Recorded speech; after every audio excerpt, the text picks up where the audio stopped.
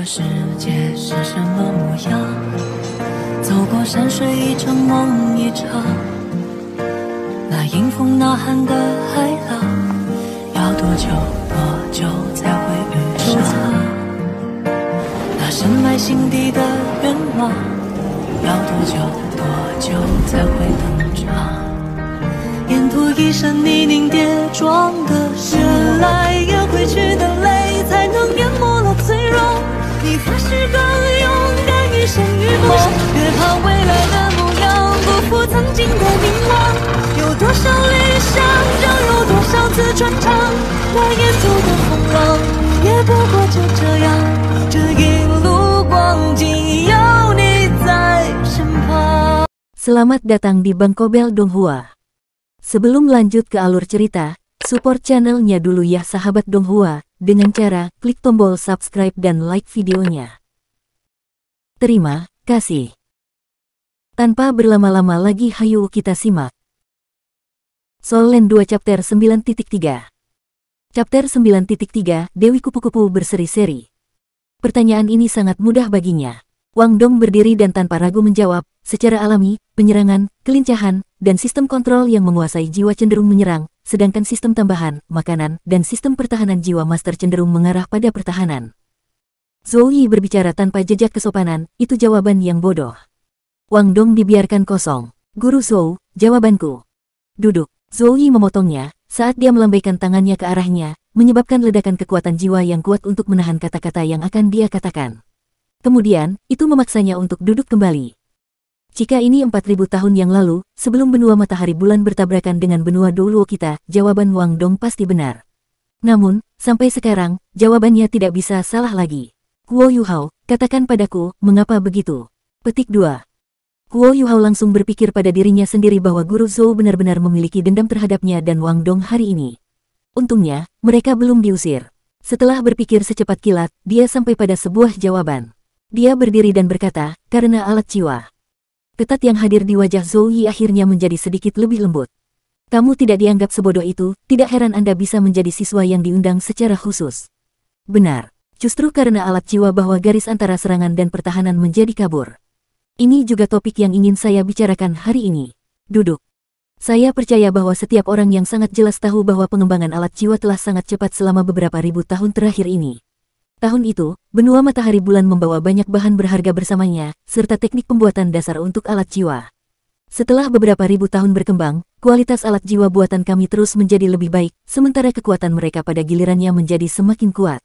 Ini telah menciptakan situasi di mana bahkan penguasa jiwa sistem makanan dapat memiliki kekuatan serangan yang setara dengan, atau bahkan melampaui, serangan majikan jiwa sistem serangan jika mereka memiliki alat jiwa yang cukup kuat. Sebaliknya, jika master jiwa sistem kelincahan memiliki alat jiwa dengan kemampuan bertahan yang kuat, mereka dapat sementara memainkan peran sistem master jiwa master. Petik 2. Dapat dikatakan bahwa penampilan alat-alat jiwa telah sangat mengubah arah dan situasi kultivasi tuan jiwa saat ini. Pada kenyataannya, penggunaan cincin jiwa telah melemah. Selama Anda memiliki kekuatan jiwa yang cukup, Anda dapat mengandalkan alat jiwa untuk menebus kekurangan cincin jiwa Anda. Ini telah menyebabkan banyak orang mengabaikan penggunaan cincin jiwa, sehingga menciptakan situasi saat ini di mana penguasa jiwa dari 4 kerajaan besar berkultivasi dengan tujuan tunggal untuk mencapai jumlah kekuatan jiwa yang tinggi. Petik 2. Metode budidaya semacam ini tidak diragukan lagi efektif dalam jangka pendek, terutama untuk para penguasa jiwa di bawah peringkat ke-50, di mana efek dari alat jiwa sangat jelas. Namun, yang ingin saya jelaskan kepada Anda adalah bahwa Shrek Academy kami tidak mengolah guru jiwa semacam ini. Dan itu karena, setelah melampaui peringkat ke-50, mereka semua adalah sampah. Petik 2. Kamu tidak mengerti, kan? Izinkan saya memberi contoh. Anda adalah master jiwa alat yang dikembangkan ke peringkat ke-50, sementara saya seorang master jiwa sistem kelincahan yang juga diolah ke peringkat ke-50. Namun, Anda memiliki alat jiwa yang cukup kuat untuk mengancam hidup saya, sementara saya tidak memilikinya sama sekali. Siapa yang memenangkan pertarungan? Petik 2. Jawabannya sangat sederhana. Saya pasti akan menang. Mengapa? Karena dengan kecepatan saya, pada dasarnya Anda tidak akan memiliki kesempatan sedikit pun untuk memukul saya dengan alat jiwamu. Bahkan jika Anda memiliki alat jiwa tingkat puncak, saya masih bisa mengandalkan kecepatan saya untuk mengurangi kekuatan jiwa Anda. Semakin kuat alat jiwa, semakin tinggi kekuatan jiwamu.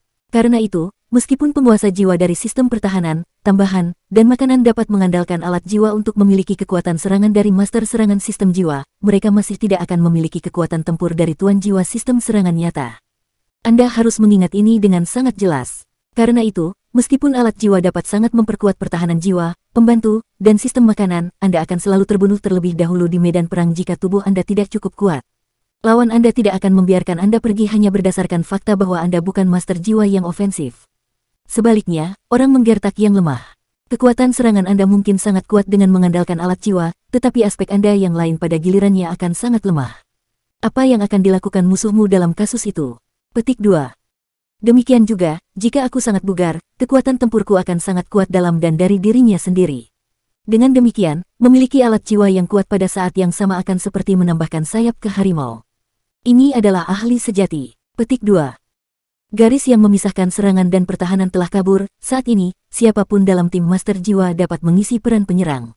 Namun, hanya dengan meningkatkan kebugaran fisik Anda dapat meningkatkan peluang Anda untuk bertahan hidup di medan perang dengan tingkat yang besar.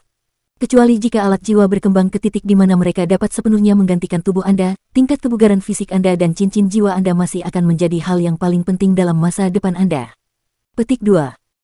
Zhou Yi tidak tahu ini, tetapi 10.000 tahun dari sekarang, alat jiwa akan benar-benar berkembang ke tingkat di mana mereka benar-benar dapat menggantikan seluruh tubuh seseorang, seperti yang baru saja dia katakan.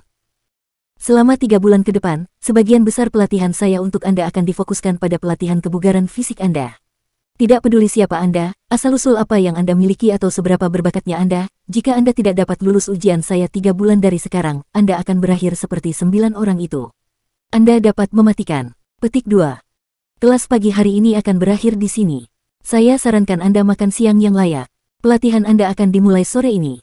Huo Yuhao, ikuti aku ke kantor sebentar. Petik 2. Setelah berbicara, Zhou Yi berbalik dan berjalan pergi tanpa berhenti. Bel makan siang belum berbunyi. Kelas tetap diam sampai Zhou Yi keluar dari ruang kelas. Mayoritas orang di sana tenggelam dalam apa yang dikatakan Zhou Yi. Meskipun guru Zhou ini tidak mengikuti aturan akal sehat, mereka tidak punya pilihan selain setuju bahwa kata-katanya masuk akal. Huo Yuhao berdiri dan mengikuti Zhou Yi keluar. Selain gedung-gedung perkantoran yang terletak di belakang gedung-gedung pengajaran ungu dan hitam, ada juga kantor sederhana yang terletak di dalam setiap gedung sekolah. Huo Yuhao mengikuti Zhou Yi ke kantor, yang dekat dengan ruang kelas.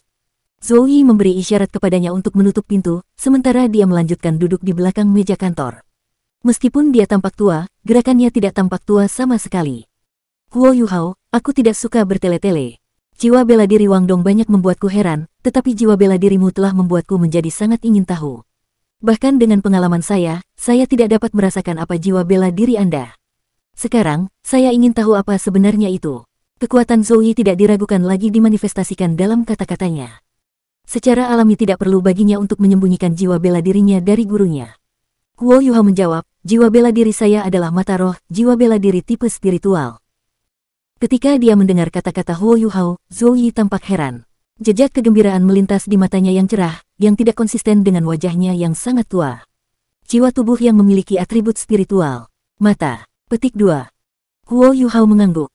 Mata Zhou Yi sedikit berkerut, seolah-olah dia tenggelam dalam pikirannya. Setelah beberapa saat, dia bertanya pada Huo Yuhao, bisakah kamu memberitahuku apa keterampilan jiwa pertamamu? Para guru yang bertanya tentang jiwa bela diri siswa mereka sangat umum, tetapi keterampilan jiwa adalah kemampuan yang paling penting dari seorang guru jiwa, serta rahasia mereka yang paling penting. Bahkan dengan kekuatan Zhou Yi, dia masih menggunakan nada bertanya. Orang lain mungkin ragu-ragu untuk sesaat, tetapi Huo Yuhao tidak memiliki masalah ini. Cincin jiwa pertamanya memiliki 4 keterampilan, jadi hanya mengekspos 2 dari mereka masih cukup mudah baginya.